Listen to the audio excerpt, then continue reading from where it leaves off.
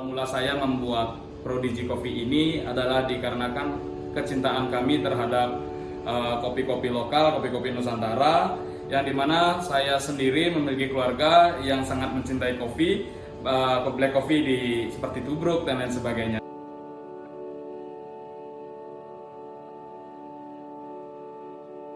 Halo teman-teman semua, perkenalkan saya Agung Diwa, saya pemilik usaha dari Prodigy Coffee.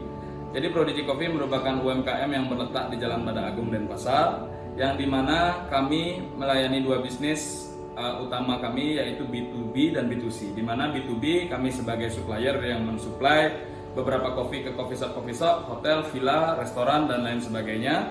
Dan juga kami memiliki lini bisnis B2C yang dimana langsung bisa melayani teman-teman semua apabila datang ke outlet kami di Jalan Bada Agung.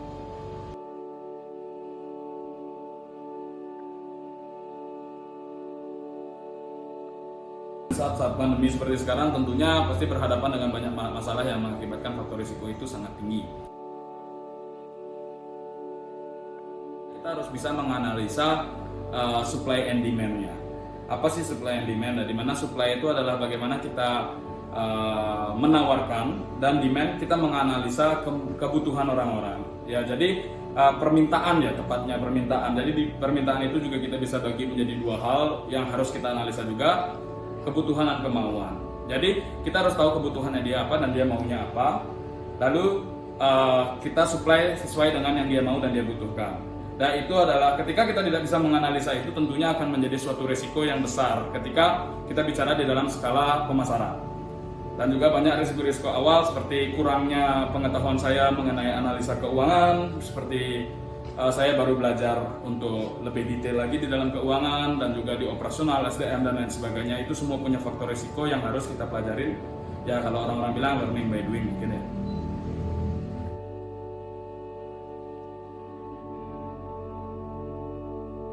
Pada dasarnya bisnis kopi ini adalah bisnis yang konsumtif, sehingga teman-teman yang membuat bisnis kopi ini dengan gampang membangun customer base melalui pemasaran-pemasaran digital yang sudah tersedia secara gratis sekarang seperti Instagram, Tokopedia, YouTube dan lain sebagainya. Jadi kita tidak perlu membuat suatu tempat yang besar, membutuhkan modal yang begitu besar untuk mendevelop sebuah coffee shop yang bakal running di kemudian hari. Nah, buat teman-teman semua yang ingin berbisnis sama seperti saya, jangan lupa untuk mampir ke Prodigy Coffee. Kita menerima kerjasama dalam supply. Mudah-mudahan siapa tahu di kemudian hari teman-teman semua pada buka coffee shop, untuk kopinya bisa cicipin kopi kami untuk best result dari coffee shop teman-teman semua. Terima kasih.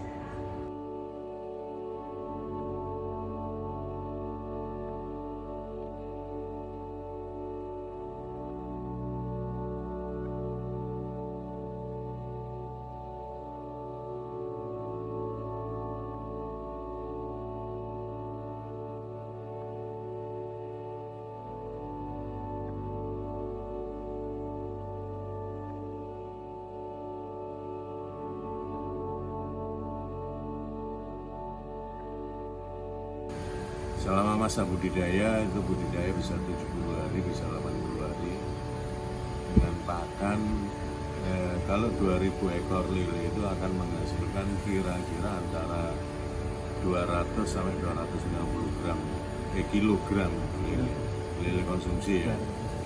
Nah, untuk selama budidaya pakan yang digunakan itu bandingan konversi pakannya 1 dibanding 1,1 harus maksimal.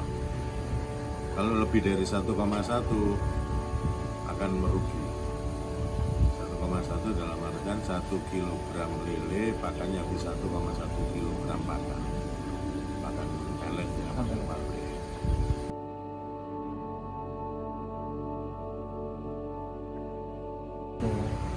Sebenarnya lele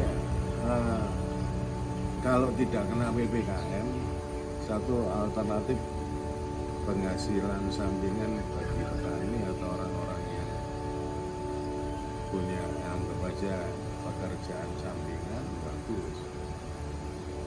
Karena kan anggap aja dia kalau satu kolam itu bisa dapat antara 200 ribu sampai 200 sampai 500 ribu lah dia penghasilan.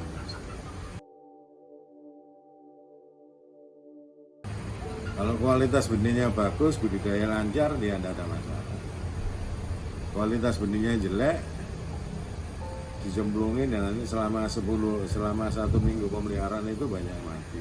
Nah, kalau sudah banyak mati, kalau petaninya nggak tanggap terus kematiannya, karena kan di bawah banyak mati kan harus diambil dia.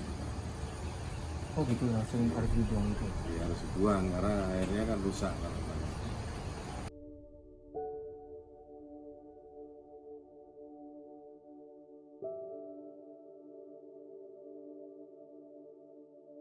Lele itu ya harus ada tingkatan lah antara dia pembibit, pembenih, sama peternak.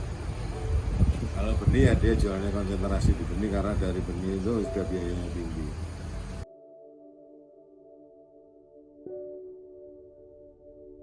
Bisa menikmati matahari mulai dari jam 6 pagi sampai jam 6 sore. Di dunia lain, di negeri lain tidak ada yang seperti ini. Iya. Dari jam 6 sampai jam 6 sore, inilah kekayaan alam yang dimiliki Indonesia. Dan kalian anak muda harus paham itu.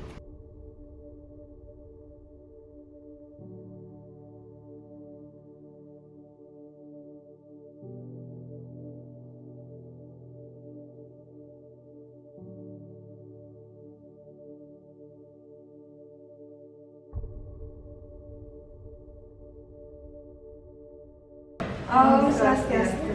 Nama saya Angel dan sebagian nama saya dan kami berdua adalah pemilik dari ayam geprek warung Malujo.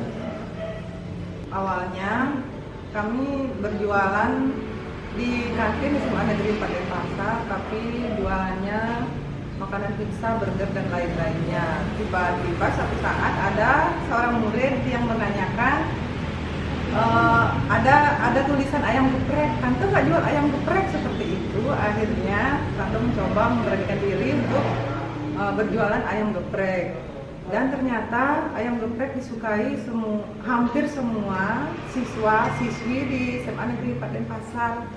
Karena terkena pandemi saat ini, awal pandemi sekolah ditutup, kami memutuskan membuka usaha di rumah saja.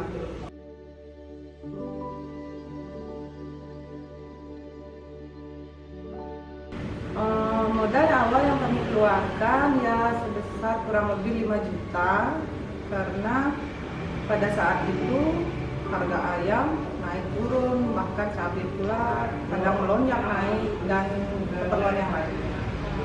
Kendalanya ada beberapa. Pada awalnya karena saya juga baru bergerak di bidang ayam geprek ini, saya baru belajar menggoreng biar bagaimana ayam biar lebih sempurna hasilnya. Itu juga sambalnya biar membuat ketagihan para pelanggan untuk memperkenalkannya ke kalangan yang lebih luas. Terus ya pada awalnya juga sepi karena mungkin pelanggan-pelanggan belum pada tahu bagaimana rasa dan hal lainnya. Dan pada akhirnya karena kesabaran kami dan keulatan kami, akhirnya pelanggan-pelanggan pada berdatangan, dan sampai saat ini syukurlah ayam geprek kami lancar dan ramai, pelanggan sudah banyak.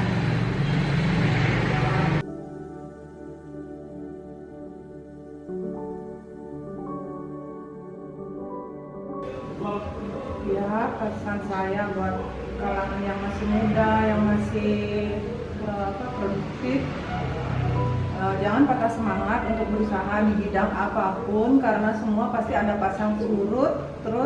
Teruslah bangkit. Kalau kalian gagal, bangkit lagi, gagal, bangkit lagi. Jangan sampai menyerah di tengah jalan. Itu memang rugi total kalau kalian menyerah di tengah jalan. Jangan pernah untuk malas-malas bantu orang tua karena pahala yang besar banget, dan dengan membantu orang tua itu kita benar-benar bahagia, kayak rezeki kita tidak bakal kemana-mana, dan Tuhan pasti selalu kasih rezeki yang lebih. Terima kasih.